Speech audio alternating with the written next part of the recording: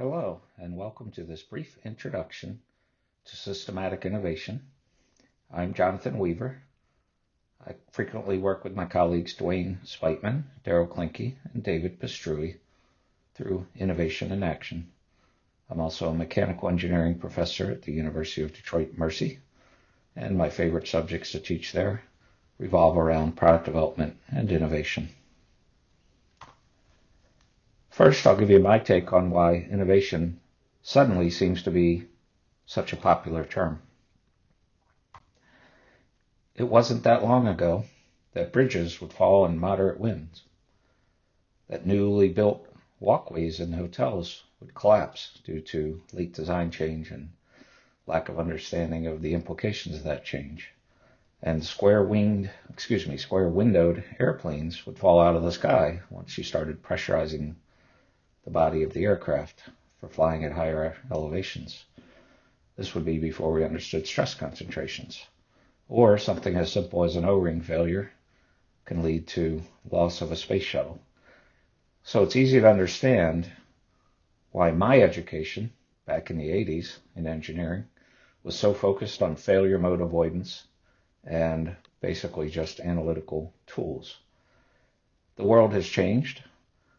And in my opinion, while of course engineering mistakes and miscalculations still happen, far more frequently today, we fail to make the right calculation as opposed to doing the calculation correctly. And that's what the Systematic Innovation Toolbox is designed to address. The World Economic Forum seems to agree that skills related to innovation are important. Here's a list of their top 10 skills for 2025. And you can see things like analytical thinking and innovation right up there, along with creativity, originality, and initiative, and reasoning, problem solving, and ideation. Again, things that generally we don't learn very well in the technical education domain. We learn how to solve problems. We don't learn how to define them or solve the correct ones or solve them uniquely very well. So here's an analogy I like to use to explain this idea for the Systematic Innovators Toolbox that I'm about to reveal to you. I hope you recognize that picture as a marathon.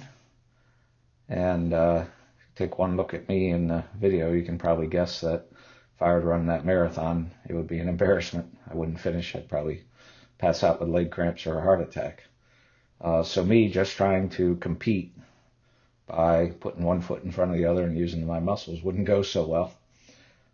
But yet, if you gave me a tool, even at my age and state of health and artificial hip and fused vertebrae, you put me on a bicycle, and I will actually outperform every single one of those marathon runners. And there's really nothing magical about this bicycle, no hidden sources of energy, hopefully no hidden batteries and motors, but it's simply a device that leverages my natural abilities in a far more effective way than running. And so that's essentially the analogy for the Systematic Innovators Toolbox, is that the Innovators Toolbox can be thought of as bicycles for your brain. These are tools that take your natural abilities of your brain, but leverage them in far, far more effective ways than, I almost hate to say it, brainstorming, one of the most ineffective ideation tools, yet likely the only one you're familiar with for many of the folks listening. So we take those bicycles or those tools and like to use kind of a mechanics analogy to organize them. So we'll take those tools or bicycles for your brain, and just like you would at home in your standard tool set, you might have one for pliers, one for screwdrivers, etc. Here we think that the tools largely fall into one of three drawers. There's a strategy and problem definition drawer. That's the drawer you'll dig into early. You're looking for what problems to work on and what customer pains to go after. The ideation or concept generation tool, drawer. And that's where we'll find lots of tools that go far beyond brainstorming to leverage your brain far more effectively than brainstorming. And finally, you're going to have a lot of ideas once you're done tinkering with your tools in the ideation drawer. And you need to know how to manage and implement the best of those ideas. So in this quick introduction, we're just going to take a quick peek inside each of these drawers. We won't have time to go into details of each of those tools. So in the strategy and problem definition toolbox, we'll see things like ethnography, going out and doing user need discovery, customer need discovery. Blue ocean strategy, it's the idea of, from Kim and Melbourne, making the competition irrelevant rather than simply competing with them. Generic offshores, trends of evolution, technical system evolution. 8 laws or trends that help us predict essentially where technology-driven products will evolve. The search for the real problem is kind of a catch-all for problem definition. Typically, engineers learn that you define the problem by finding the correct numbered problem in the back of the correct chapter and reading it. And so generally are very good at solving them, extremely poor at defining them. So there are a bunch of tools around that. The Kano model of customer satisfaction puts needs into 3 basic categories: performance, excitement, and basic. And as an innovator, you want to make sure you don't miss the basics. You want to make the right trade-offs on those performance needs. And you also want to make sure you have some surprise and delight or excitement features so your product's not boring. Painstorming, kind of a play on words from a friend and colleague, Dave Verdun, was where I first heard it. But painstorming is the idea of going out and looking for the customer pain points. And then 9 windows, it's a fairly common 3x3 array or table matrix, 3 box by 3 box, where you look at past, present, and future, typically along the horizontal axis, and 3 levels of system decomposition across the vertical axis, and look for kind of where the next opportunities sort of jump out at you. So this is just a cleaner textual description or list of those same tools we just revealed to you in that first drawer for strategy and problem definition. Okay. We take a look then into that second drawer, ideation and concept generation. And this is where I really like to play. This is actually where I started to build my toolbox. It was only when I realized how poor engineers were at recognizing opportunities and defining problems did I go back and work with my colleagues to fill in the first drawer to make sure we're working on the right problems. But lots of tools in this drawer. Things like the Crazy 8. Go ahead and get a little crazy with 8 ideas that are each a bit unique. Lateral benchmarking. Don't just benchmark the obvious competition, but understand who's the best at particular functions and go watch them. Provocation, in the context of Edward de Bono's work. Make a provocative statement, back it off through some movement, and come up with probably a better idea than you will by trying to move linearly forward from where you are today. TREES, the Russian acronym for Theory of Inventive Problem Solving, once translated. And work by Generic Altshore. I mentioned him earlier for the trends of evolution. This is his work on ideation by leveraging inventive principles that he discovered through examining many tens of thousands of patents and essentially trying to frame your problem in the context of a contradiction that many other inventors will have seen before, at which point Altshore's work will refer you to which of 40 inventive principles, assuming you have a technical contradiction, should likely help you solve your problem, kind of help you think more directly towards solutions. Trimming, the idea of less can be more, understanding how you map function to form and challenge those allocations, remake them, eliminate some, etc. Functional decomposition, which is actually at the heart of many of the tools in this drawer. If you don't functionally understand in a solution-neutral way what you're trying to do, it can be difficult to come up with new solutions. That closely relates to a tool that I don't list here, known as jobs to be done, kind of what functions to be done or what jobs are to be done for your customer. By association is a random stimulus tool.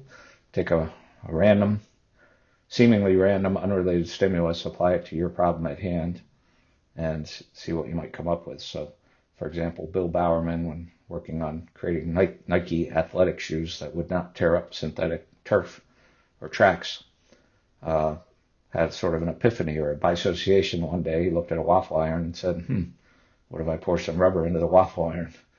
And essentially created the Nike athletic shoe sole that way. Shindagu, or the Japanese art of unuselessness, one of several similar translations. Typically a great tool just to get you out of conservative, fear-laden, ideation. Axiomatic Designs, the work of Nam Su out of MIT, looks at how function maps to form.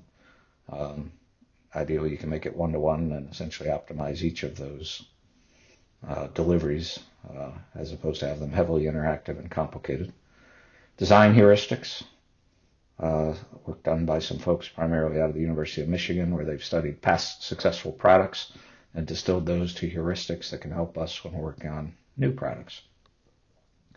Brainwriting's a bit similar to Crazy Eights, but a way to help share and build upon ideas with kind of a whisper down the lane mindset of take your idea, put it on a piece of paper, pass it around the room, and other people can only build on it, not tell you why it won't work. We can have any concerned discussion about why it might not work later, but the goal during brainwriting is to build on the idea. Concept fan, typically another word for a mind map of the design space. Make sure you're covering all your different conceptual ways to approach the problem. Heuristic architecting, largely the work of Rechten and Meyer on systems architecting principles. How do we ideate for problems that are too complex to think about through strictly analytical sort of metrics? Biomimicry is quite possibly one of my favorite tools now, design inspired by nature. You can learn about how the Japanese Shinkansen or bullet train was designed after the beak of a kingfisher to address some aerodynamic and noise issues from passing through tunnels. Concept combination tables, and another related tool that's not listed here, but concept classification tree, which is essentially a concept fan. But a concept combination table is a way of taking multiple functions that you had to deliver from your functional decomposition, identifying multiple ways each of those functions might be delivered, and looking for highly synergistic designs, combinations of those ways to deliver a function where you have emergent excellence of your system, not just a simple satisfaction of each function. And blue sky thinking, one of many terms similar for sort of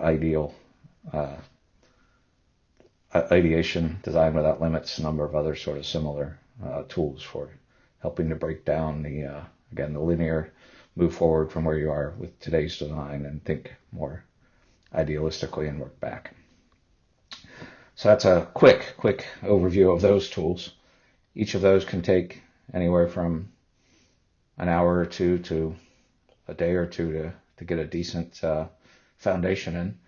By the way, it's a good time to mention, just like the bicycle tool for going faster than a runner in a marathon, just like it probably took you a little while to learn the bicycle, to ride your bicycle, it's going to probably take you a little while to learn to use these tools as well. Yeah, I hope you didn't expect to watch a YouTube video on how to ride a bicycle and then put a 3-year-old on it and say you saw it on TV, just do it. Right? It doesn't work that way. Similarly, just watching somebody give you a YouTube video on these tools doesn't teach you how to do them. You really need practice. You need an experienced mentor, someone to help you not fall off and skin your knee any more times than necessary, and hopefully have you not give up thinking that it's just impossible, these tools don't work, or a bicycle can't be ridden. Right? So here's a list of those ideation tools in just simpler textual bullet list. So again, that's where I have most of my fun. It's where I think engineers are notoriously weak. Brainstorming is typically the only tool taught in most design classes, and it's not even on my list because it's like running in the marathon. That's how bad it is. Finally, you got hundreds of ideas. What about idea management and implementation? So Pew matrices is probably the most common and what most people learn, a simple ranking of various design alternatives against certain criterion. I like analytic hierarchy process better. The work of Sati out of the University of Pittsburgh. It's a little more structured, a little more rigorous, a little more repeatable. It can give you some measures of inconsistency if your data isn't consistent. Edward de Bono's, whom I mentioned before, his 6 thinking hats. We put it in this drawer, but it kind of applies across all 3 drawers. It's almost like the duct tape of your toolbox. You can put duct tape on any one of your tools in any drawer. And so yeah, 6 thinking hats can just help us work more effectively as a team by thinking with a common thinking style at any given time. The sequence is work done by Mike Metzger. The ought is can will forward simple sequence of the DNA of innovation, I believe he refers to it as. We love the Will It Fly scorecard from Thomas McKnight. He studied successful angel and venture capitalists as to how they were able to pick winning ideas more repeatably than some one-off lucky billionaires who got it right once but generally haven't made the right bets, and distilled that to a scorecard that we can use to help screen our new ideas. His scorecard is written for an entrepreneur. We like to take that scorecard and work with companies and distill it specific to their entrepreneurial situation. Personas of innovation is just a number of different tools related to thinking about whether in fact innovation is for everybody and is it for you. It doesn't need to be. You just have to have the old saying of the right people on the bus and in the right seats. So we need some analysts who innovation is not on their radar screen, and that's perfectly okay as long as you don't ask them to innovate. But you need to find the innovators and put them in the right seats and empower them to do the innovating.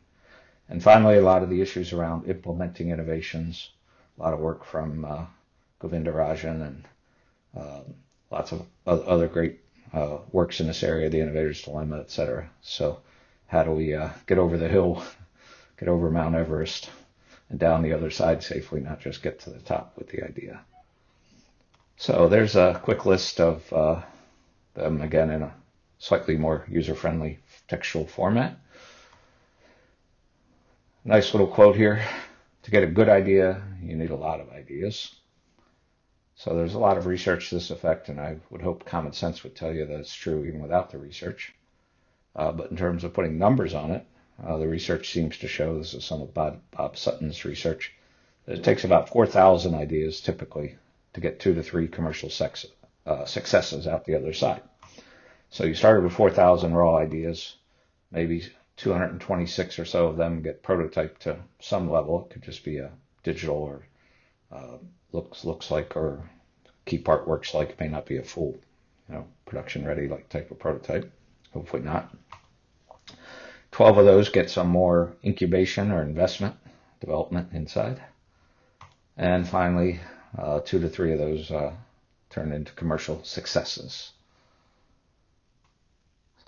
Just some typical hurdles here for implementing systematic innovation that we've experienced.